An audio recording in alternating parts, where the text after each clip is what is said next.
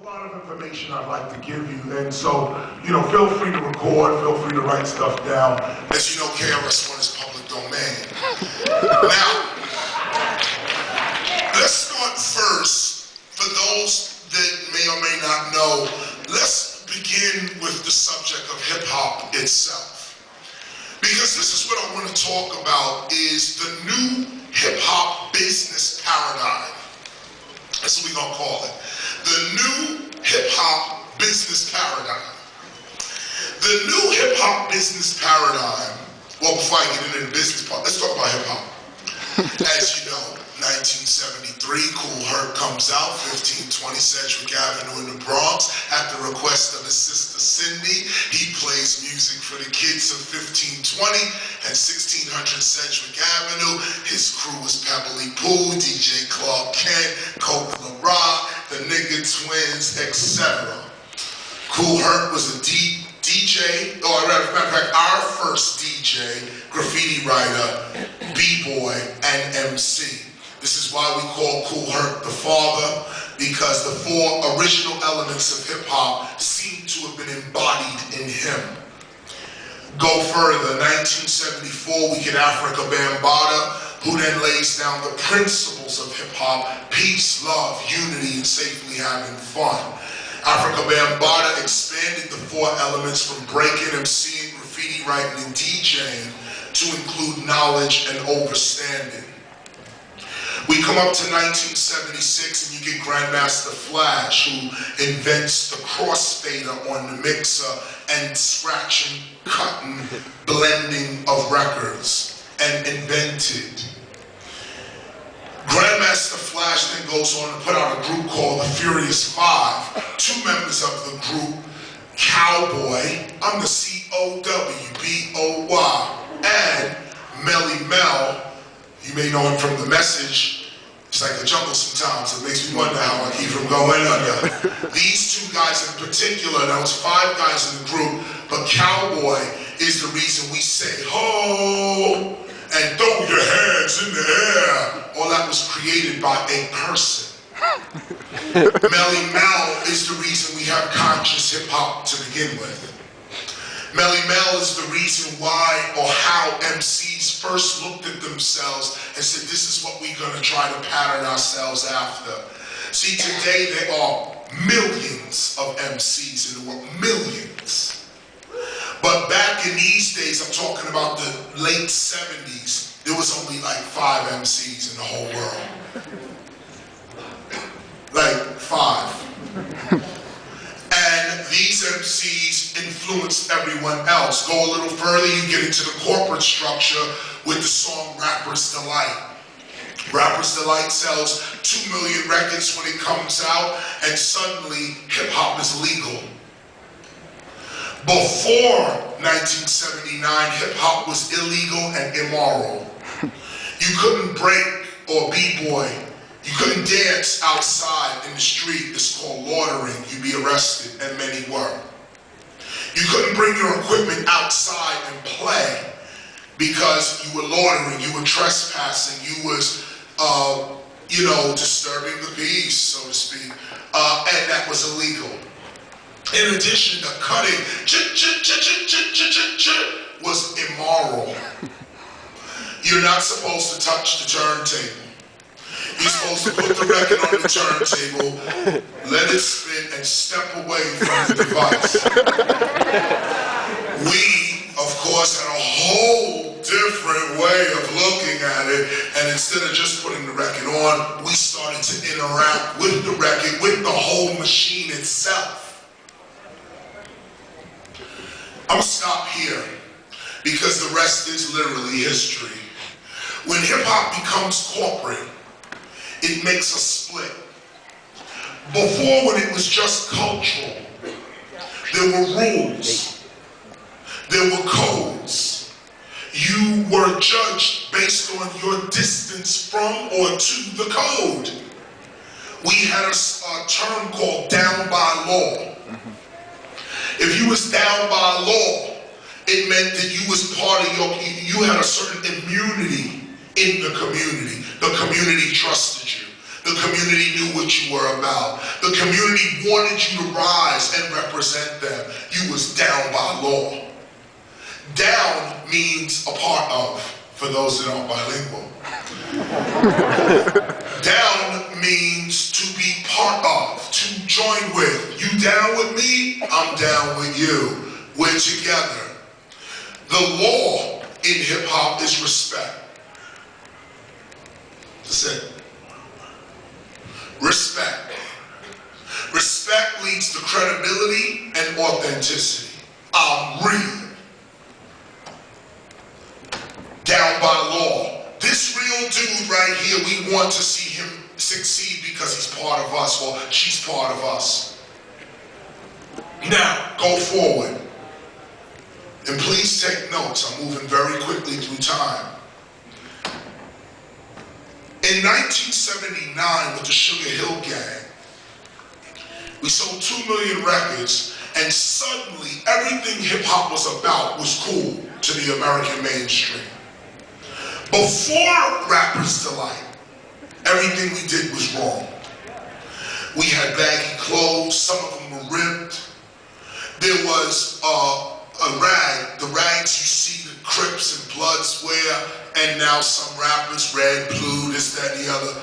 Those mechanics rags is what they were. Those mechanics rags was like 10 for 25 cents. We took the mechanics rag, put it on our head, made it drape out the back of our pocket. America said, that is criminal, that is wrong, you will never succeed in society dressing like the way you dress. Baggy clothes, big shirts, dreadlocks hair, bald head, and we were wrong. Here's where the tide changed for us. Everything in the mainstream had its own value to it that connected you to the mainstream. The dress was for your job. Your speech was for your boss, your employer. Your degree was so that you could function in society. We were the ones who said, we don't want to be part of none of that. We came out of the 60s civil rights movement in the United States. In the 60s civil rights movement, there were two arguments. One, integration. Should we be part of this system? Hell yeah, our fathers and mothers died, bled, and also built the country. We have a stake here. Integration. The other argument was separation. No, do for yourself. Get off your ass. Build your own nation. Why do you keep asking the white man for help? These two arguments raged on. Integration won. Integration was held up by Dr. Martin Luther King Jr., who I call the King. Our King, Dr. King, or Martin, our King Martin, King Martin. King Martin believed that the true and just nation was a multicultural nation that had nothing to do with race, nothing to do with class. It had to do with the character inside of you. It had to do with your skill. It had to do with who you associate yourself with, not your color, not your class, not your religion, none of that. The king spoke and was assassinated. When the king spoke, one of the famous speeches that the king gave was the I Have a Dream speech. The I Have a Dream speech predicts hip-hop. Now, I'm giving you two different things. One, keep 1979, our rise into technology, rise into the mainstream. Mainstream is rejecting us, saying, we don't want your kind around here. We're coming up saying, but we don't want your kind around here. And so now a parallel universe is created. But this parallel universe has roots. And its roots go into the 60s civil rights movement with the separatist attitude, to be honest with you. And instead of using separatism, let me use the word nationalism. Hip nationalistic mentality. Build your own nation. This would not take hold in the 70s and 60s and 70s, or even 80s. But we felt it. We felt it. We knew this is the direction we were supposed to go. Now stop there. Just keep that in mind.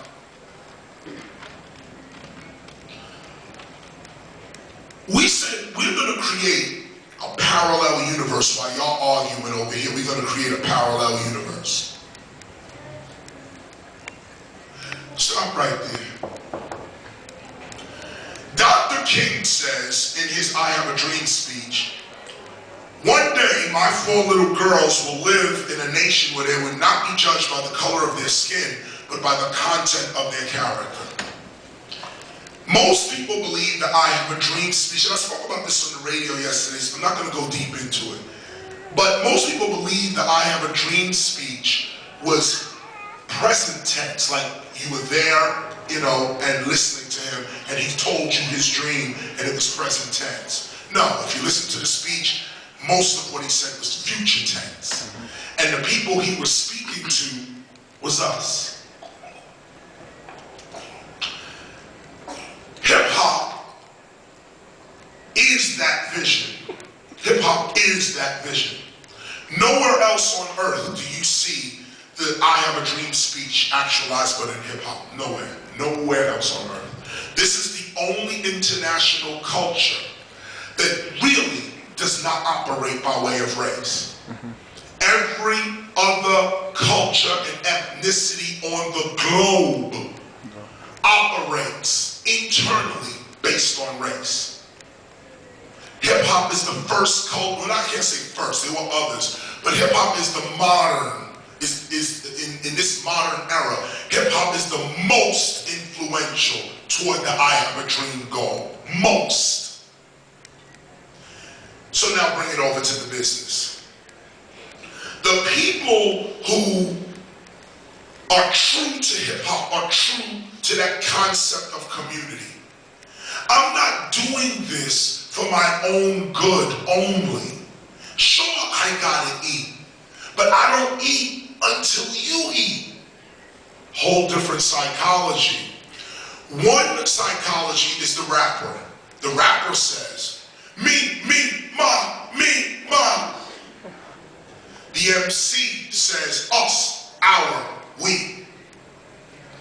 The rapper is a product of corporate marketing, which is not bad. Don't think that what I'm saying is to belittle that. It's not. This is the condition of the rapper. The rapper is corporate marketing. The MC is community respect. Where do you get your power?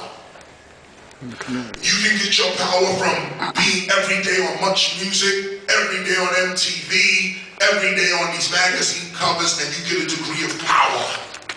Your popularity and celebrity makes the audience trust in your message. Thus, we can sell you something. The MC says, I have principles I have to stand on. And I would feel stupid going against, I can't even walk down the street if I say, look or dress like that, because there's a community I have to deal with. I'm speaking on behalf of them. They brought me up here to talk to you. The corporate, the cultural. The corporate, the cultural.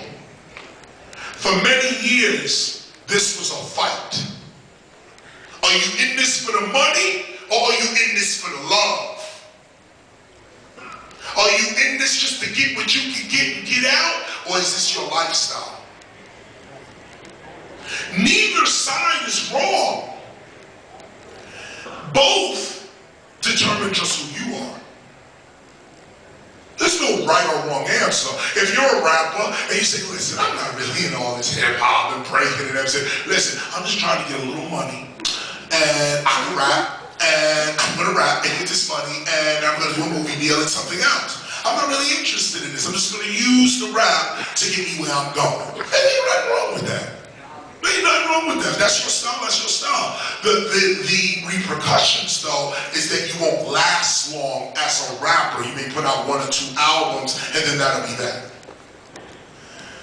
Over here, culturally, you are constantly listening to the people, constantly listening to their gripes, to their pains, to their joys, and you turn that into lyrics. And you tell the people what they can't say on the mic, because they don't have the mic. You don't have the mic. So the MC tells you what is already on your mind.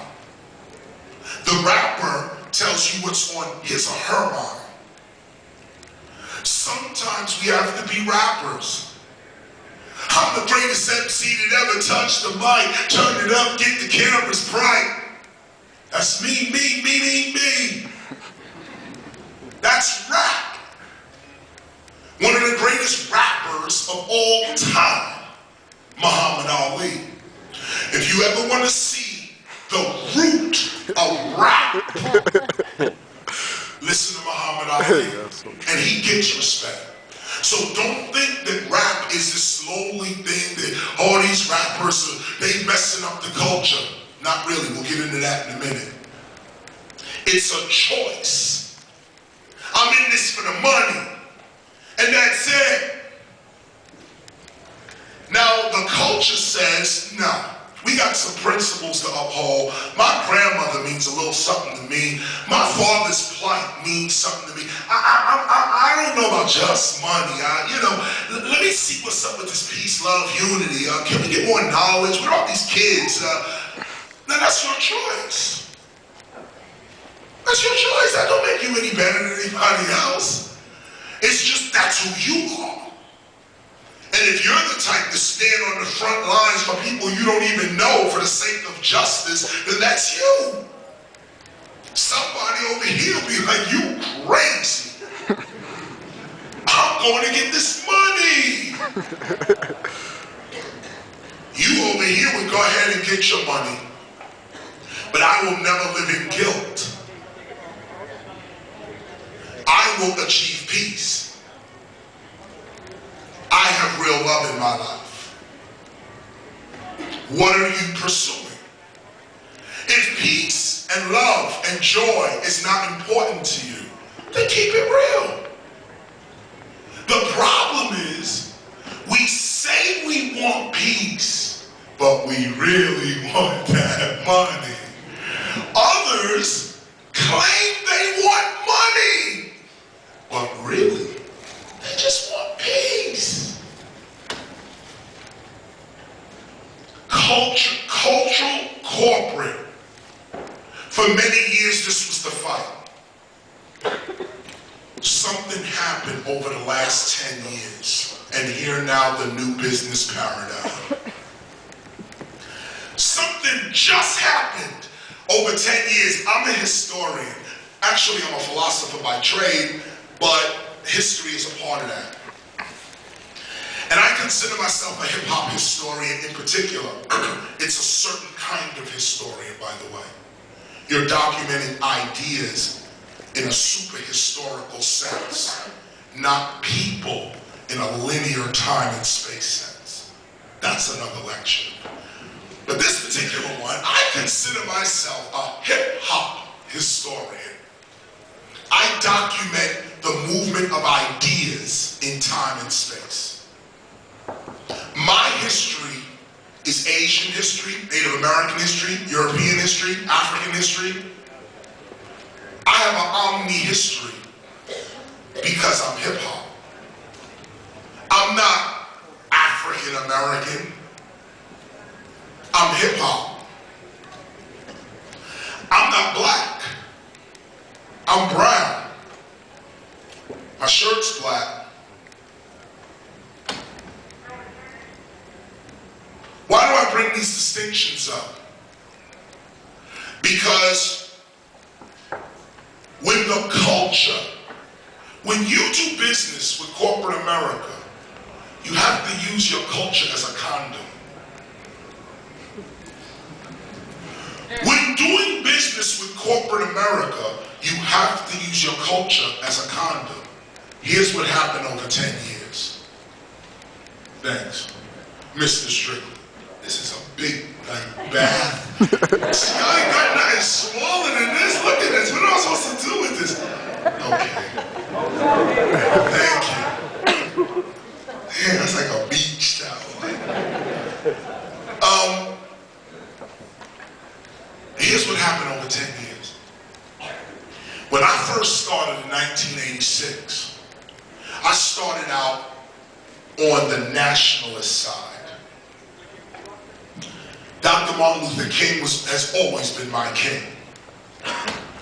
But I studied directly under Kwame Ture, formerly known as Stokely Carmichael, who actually walked with Dr. King, actually influenced Dr. King to use the word black as opposed to Negro.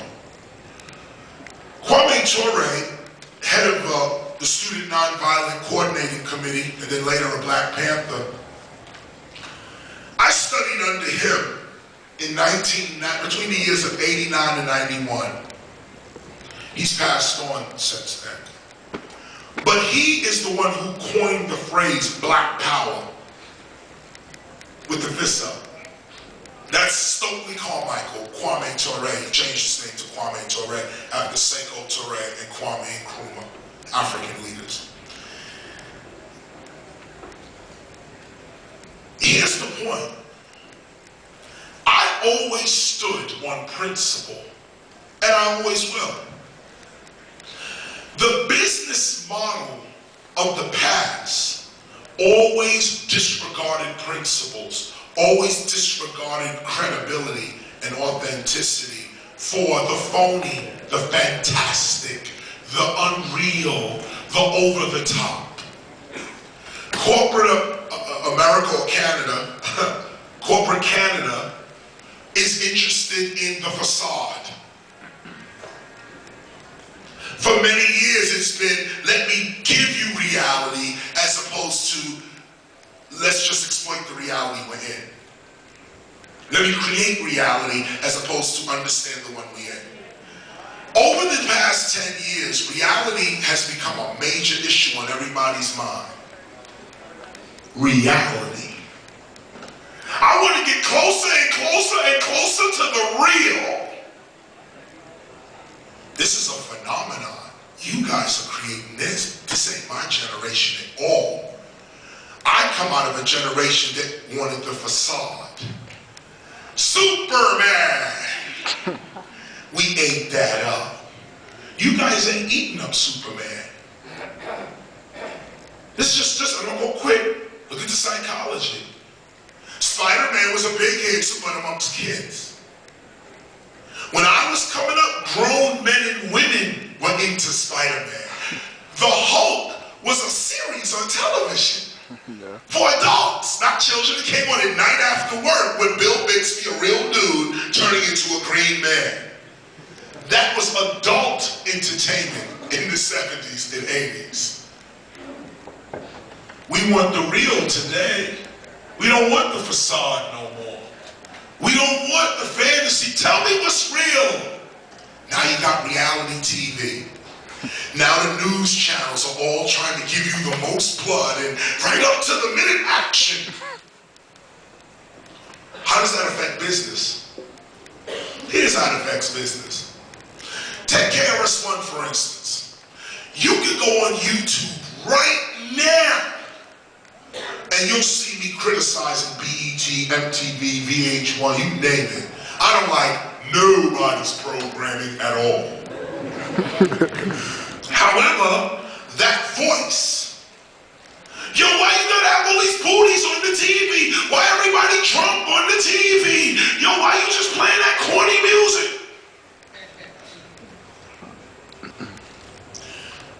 Now, that guy is the new business model. Here's how it works. The stock market, market share, banking rests upon trust. There is no such thing as an economy. That's a word for poor people. What you call a government is really a bunch of people. There's no such thing as law. It's people, how people treat people.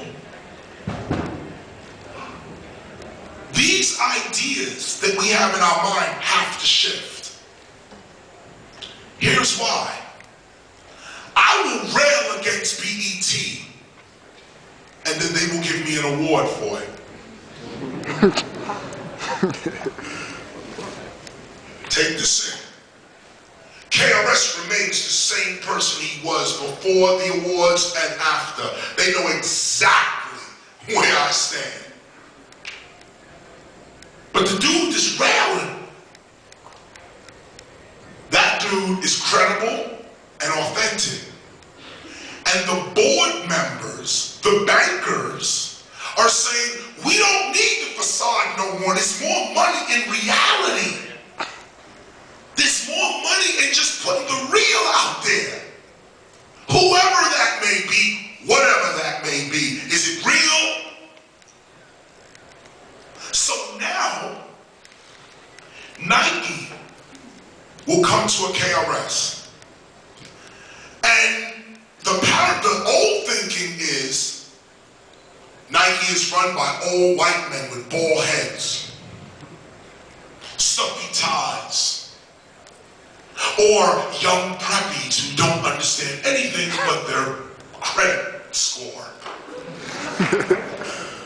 This thinking is old. The question is this, revolutionaries.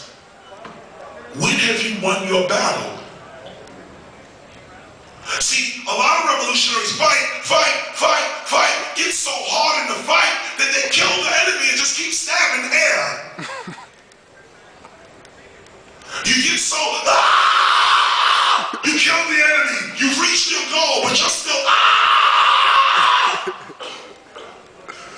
That's who we are today. The new paradigm is, if you stood on your principles, all these corporations want to deal with you. They didn't want to deal with us just 5 years ago. Just 5 years, they didn't want to deal with us.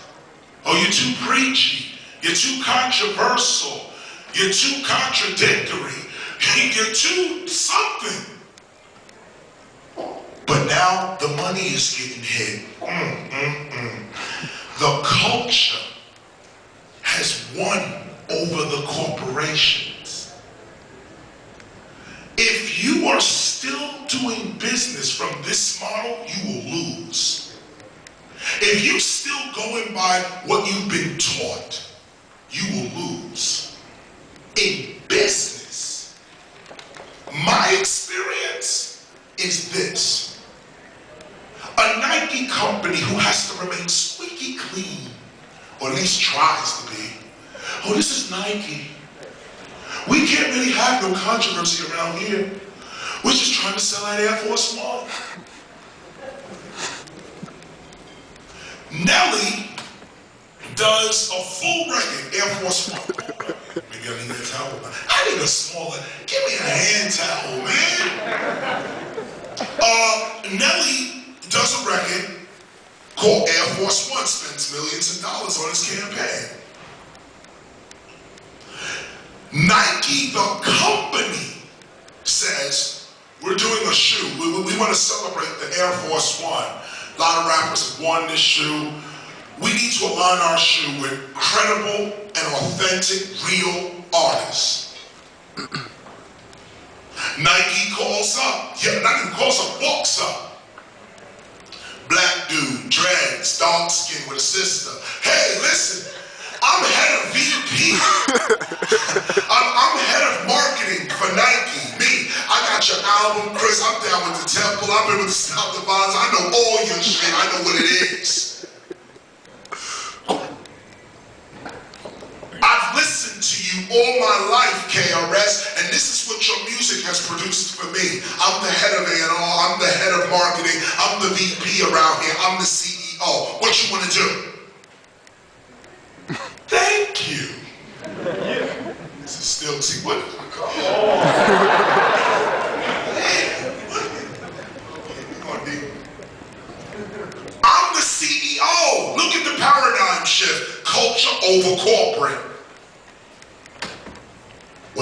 first started, Nike was ran by attorneys and accountants, and of the demographic that I mentioned.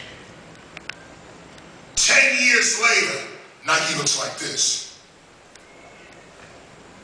When I first started, I had to keep explaining myself to corporate executives, and that's why I didn't really want to mess with them. That's why you didn't see KRS-One in too many commercials. I did my first Nike commercial, the press dissed me, but I did it because I believed in it. Me, Chuck D, the Bomb Squad, Gil Sky Herring, that was hot. We got down, but I just did it out of a favor to the Bomb Squad. Nike couldn't approach me. None of the liquor companies could approach me. None of the energy drinks could approach me. None of the car companies could approach me. None of the clothing companies could approach me. None of the radio, broadcasting, television, none of it. Which is why you don't see KRS-One a lot on these television. I refuse it. I reject it. I'm called by everyone all day. Yo, Chris, do an interview. Yo, Chris, come over here. Yo, and I'm like, no. Because I'm standing on this principle over here called the Hip-Hop Declaration of Peace. I don't know what that is over there, and I'm not moving from my position. So I stand on this position right here, and what happens? The corporate structure changes around me. Now, the corporate structure says, I want authenticity, because that is trust. And that makes our stock market, that makes our market share go up when people believe in us. When you believe, or as they say, if you have confidence in the company, you invest more into it. The only ones the people have confidence in are the wild activist revolutionaries right now. The business people, corporate people are looking at that model from two angles. One, they are the activists too. They just got a job. I say, yo, BET, your programming is whack. Then I go to BET. And the staff says, you know, Chris, you're right. I don't know what to do with this place. Our programming is whack. Can you help us? Well, I'm not saying this. This is real talk. I was at MTV last week before I came here. We did a special for Yo MTV Raps. I was there at MTV right there, and they know how I feel about MTV, but I did it because we started Yo MTV Raps with the late Ted Demi. It was sentimental. I said, okay, no problem. Fab Bob Freddy, my philosophy first video is all I had. So I said, let me just do it. But as I walk in MTV, you know, MTV Cribs and this one, no. I'm staying with what I came here to do. You can't lure me into, yo, Chris, just do another show right here. Oh, yo, it's right here. Nah. I came here for Yo MTV Raps, and I'm here for Yo MTV Raps. And by the way, now that I'm here, let me tell you something about your program. And I get the wailing on these producers, and they all say, you know what, you're absolutely correct. We're all trapped. We're all trapped. Everybody here working for a check, and we all taking orders. What you want? Well, let me do what I can do to make the situation a little better. And one MTV executive will tell another MTV executive, and suddenly things start working, and now a change could be made.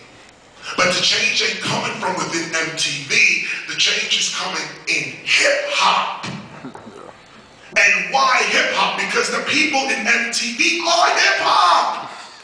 It's not that separation no more. It's Barack Obama, candidate, Senator Barack Obama, running for president right now. He grew up on Public Enemy. Public Enemy, X-Clan, Poor Righteous Teachers, KRS, Queen Latifah. The paradigm has shifted. The corporate structure, or wait a minute, come back to entertainment, music. All my fans, all the fans of Criminal Minded are the executives of the major corporations today. It's not like it was when I wrote Criminal Minded and it was us against them. Now, it's us against us. And this is natural. People from the 60s will tell you right now, we fought against the system that became it. The same beast we were fighting against, we became that beast. You look at, why is hip-hop looking the way it does? Take a look at Def Jam. Take a look at Interscope. Take a look at these, you take a look at Universal. Why is hip-hop so commercial? So take a look at the artists. We're all being polite. We don't really want to point the finger and call somebody out. So, when we look at the new model is this. Record selling is out the window. The people paying for records today is Scion, Chevrolet, Mercedes, Jeep, Monster, Red Bull, Clorox, Crest, Ajax, These, no joke. This is it. This is the new paradigm. And I'm telling you something y'all not gonna get for another 5 years. I'm enjoying it now. But others are gonna wait 5 more years until they figure this one out. And you know what it has to do with? It has to do with your prejudice. That's why it's gonna take so long. Because that's what it's all about. If you look in the face of a white man or woman and you think they're trying to exploit you, you will lose. Yeah. If you look in the face of a black man or black woman and you think they have nothing to offer your corporation but hand skills, you will lose. If you're afraid of Mexicans coming across your border, you will lose. The new paradigm is about understanding culture, understanding why these people are so real. Because if we can align our company with real, we can sell our products. So we'll do anything this artist says. Lo and behold, I was approached by Smirnoff. I drink vodka, no doubt. I'm more a Grey Goose man myself. But nonetheless, here comes Smirnoff. Same approach. I get the phone call. Young white female on the phone. Hi, how you doing? Hey, what's up, Karen? Yo, what's the deal? What we talking about? Hey, here's what we'd like to do. First of all, I've listened to your album, Criminal Minded, and that track, Listen to My 9mm, we would like to do that, a remake of that. Now, I'm on the phone. Okay, supposedly, young, white, executive female. What's she know about Criminal Minded? Prejudice. I continue the conversation. Oh, so you want to do Listen to My 9mm? What you know about Listen to My? She starts singing it. Why da da dang? Why da da da dang? This is the head of advertising for Smirnoff. This is the head. Okay. What you got? Tell me what you got. I said, look, I don't know if I want to do Listen to My 9mm. I don't know if I want to come out with that message with drinking and all. I don't know about that. Can we come up with something else, really? She said, you know, our second choice was Criminal Minded, the song. Criminal Minded. I'm like, why? In a zone, yeah, man, she a rider. Only see her in designer. Baddest B.O. you was behind her. She got the main line, you got the like car. Oh, you know my bangers from the